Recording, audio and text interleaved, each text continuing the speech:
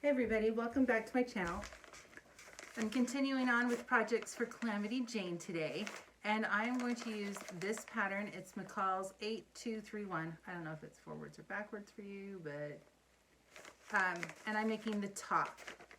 And I'm making it, I'm not sure if either one is going to be exactly like this. I just know I want that style of shirt. I have two fabrics I'm making it out of. I have this, which is a kind of an off-white with a brown leaf kind of print on it, and this is going to be the top of a dress for Calamity Jane. I gotta finish cutting out the pattern pieces from the paper, and we'll start laying it out to see how I have to make it. Now, one of the girls is a larger size and one is a smaller size, so I'll have to decide on how to do that. But I'm gonna finish cutting out the paper pieces, and then we'll get to work on figuring out how to lay these out to cut them. So this is a sheet, top sheet, that is poly cotton, 55% cotton, 45% polyester. And I only buy top sheets at the thrift store when I go.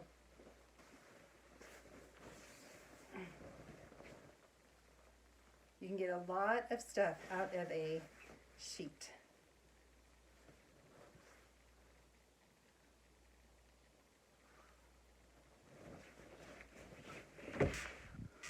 Okay, so I want the front on the fold because this is a dress that has to zip up, because in the play Calamity Jane,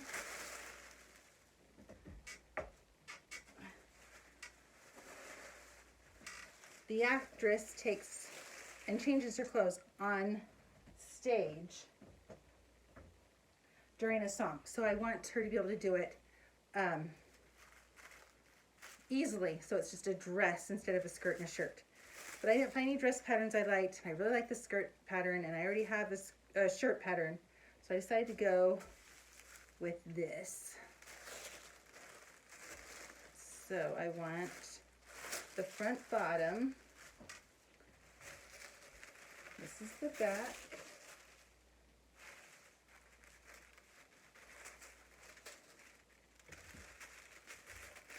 The collar. I'm not going to use this one for this dress. Yoke front. Back. Where's the other sleeve? Sleeve and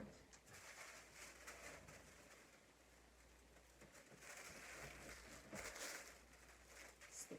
Okay, so I know the front and the front yoke need to go on the fold. A little bit just onto this fold here, and then I'll add a little bit in the back. So I'm just moving it off the fold just about 1/2 inch. I don't want to add too much.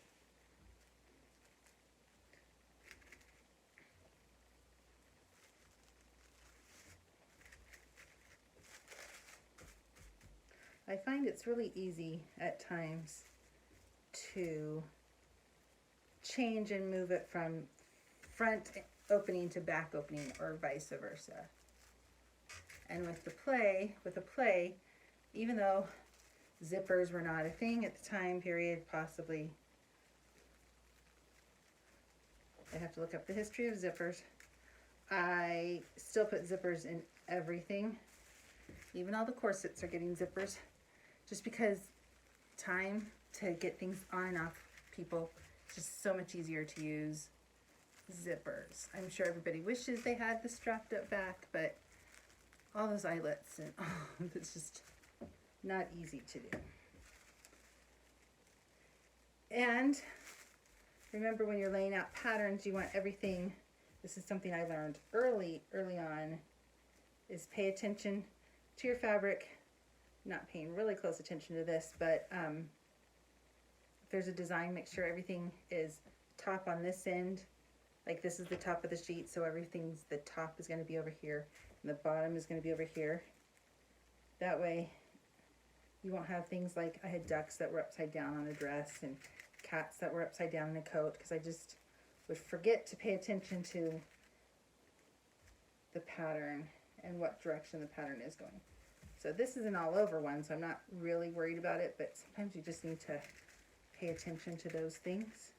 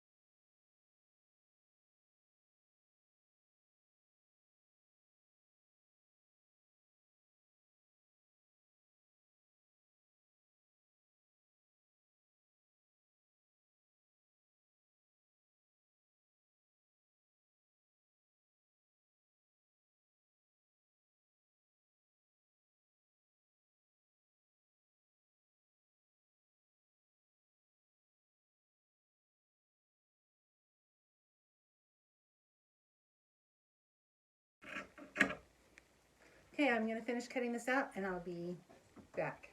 The first steps to making this shirt is to take the front bottom and the back bottom and put gathering stitches right here between the markings. So we need to mark all the pieces, and then between the dots we're going to do gathering stitches. So I will start by marking off my front back pieces and my front top pieces, and then doing those gathering stitches. So I got the gathering stitches in. Now I'm going to pin the yokes to the bottom. So you have dots, notches marked right here, and then you gather in here, and then that's the center bottom. So right sides together.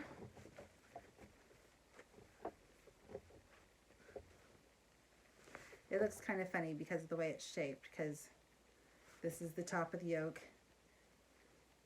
and this is the bottom of the yoke. So it's a really weird seam that you're going to go that way, and then you're going to pivot. Actually, I'll take out, and I'll just also from this point down each time.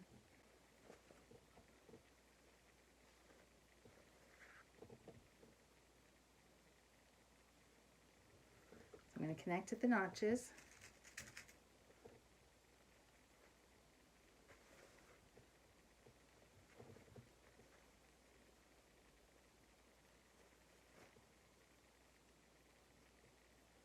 I'm going to connect at the center point and this point.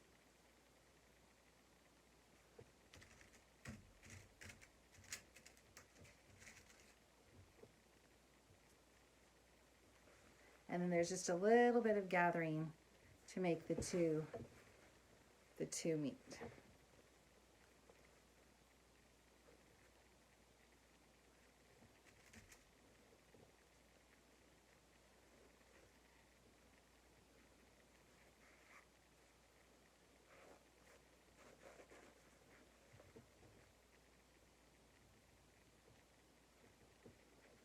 There's not, if you look, there's not much that needed to be gathered for that to be straight. So there's very little gathering there. Tie off the gathering stitches and sew it up. So I'll do all 4 of those and I'll be back. Okay, so I sewed the tops to the bottom, or the yoke to the front yoke to the front bottom and the back yoke to the back bottom.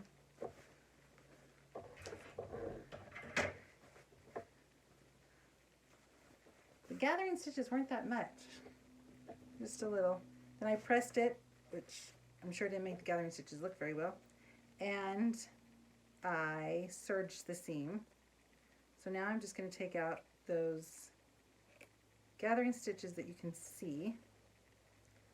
Oh shoot, this got a pucker in it from the serger, I bet, because it wasn't there when I ironed it.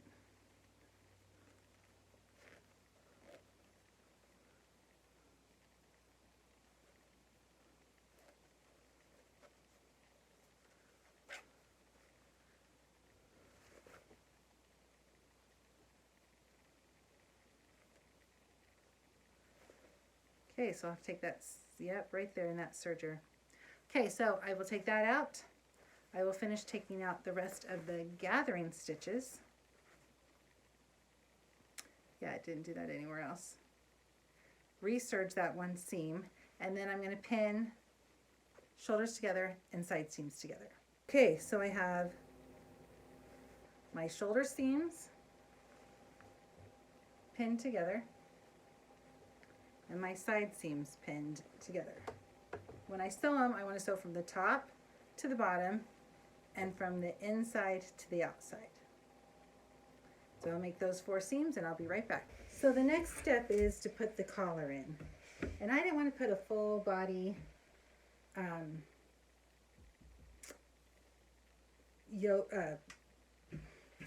a full body, what do they call it? Facing in. So I went simple and I just took this made facings. So I have the center front sewed together. Now I'm going to do the side seams.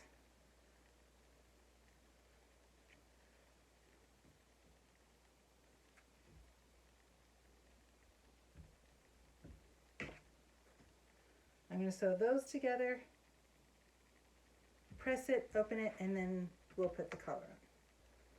So we're going to put the collar on, find center front, or centers. So if you find center front,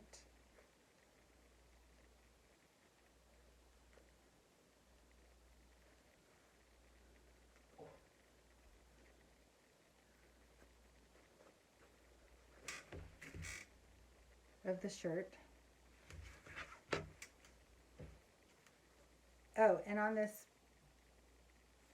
top edge of the sheet, I just turned the 2 ends inside and top stitched it. If you want, you can undo that stitching and take out the extra seam there, but I think it'll help me get this collar to stand up, so I'm just going to leave it.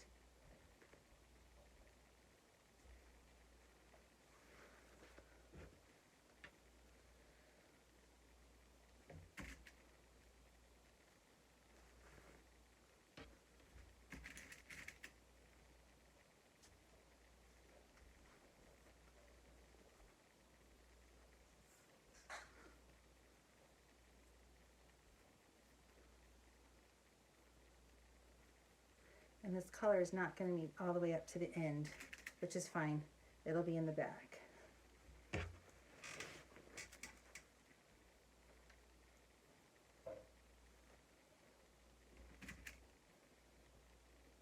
Okay, so I put the collar on and the facing. The collar seems a little long. I'll try it on my daughter. I might fold it over. But I like to understitch the facing to lay it down flat.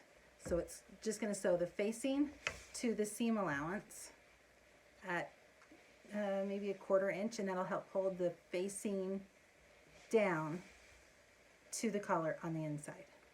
So I'll press it again open with that seam allowance all going towards the facing, and then I'll top stitch it down at about a 1/4 of an inch. It's time for the sleeves.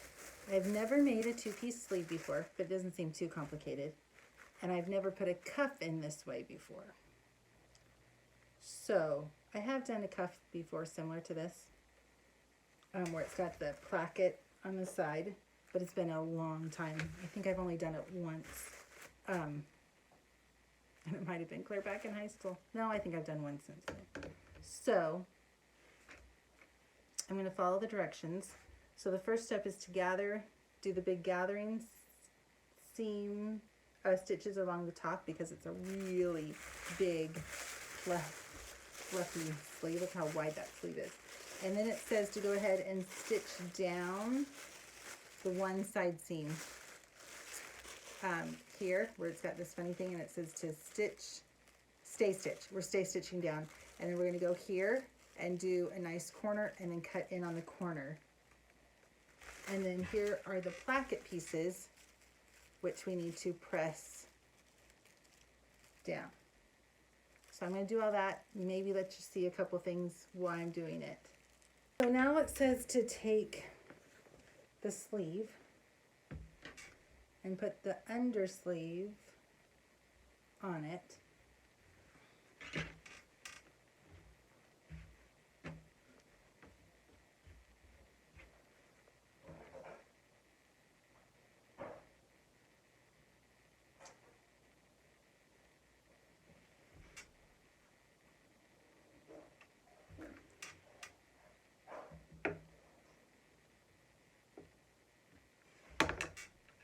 Which is on a curve. That's why they had you do the stay stitching. So if you look, you can see that's where the two meet together, and there's a curve there. Okay, so I have my plackets all pressed down the way they're supposed to be. This one doesn't look that great, but pressed down like they're supposed to be. So the next step is to put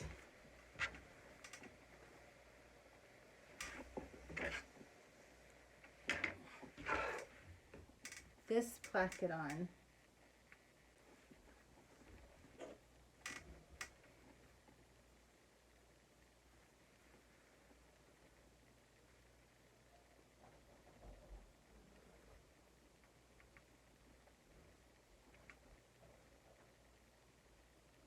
Yep, that's the way it is. So you fold this, open this up, where there's that little notch piece you cut, and this goes right there. I think. Let's hope I'm doing this right. So I got the placket on right this time, I hope. Right side of placket to wrong side of fabric, or sleeve.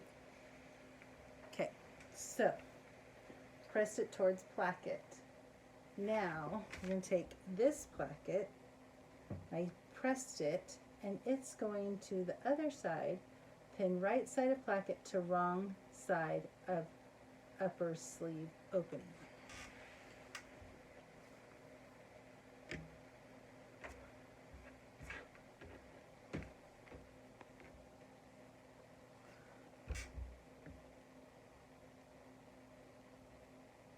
And then it says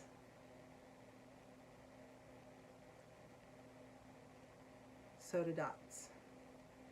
Okay, we'll do that. Okay, so we missed a step, but that's okay. for the front side, that smaller placket, you're supposed to turn it over and stay stitch it down. So I'm going to do that right now. Just stay stitch that down. And then this side, now that it's folded over, you bring that back around and you stay stitch that down. So then you stay stitch this down. So I'm going to finish this placket part, and then it's time for me to make dinner. So I'll probably be back here tomorrow.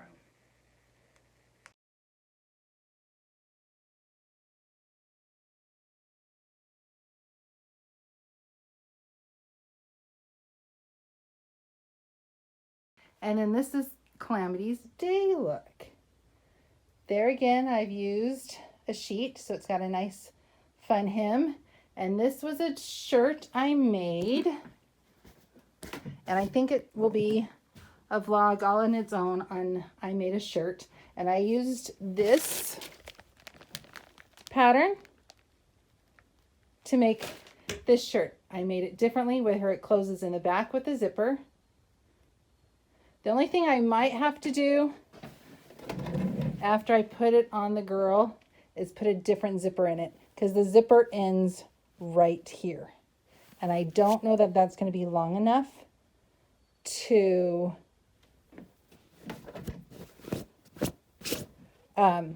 get her in and out of it. She'll try it on here in a couple days and we'll find out if it's enough. If not, I will be putting a longer zipper in it. But I like the way the two-piece sleeves, it just like hangs like it's already at a curve. And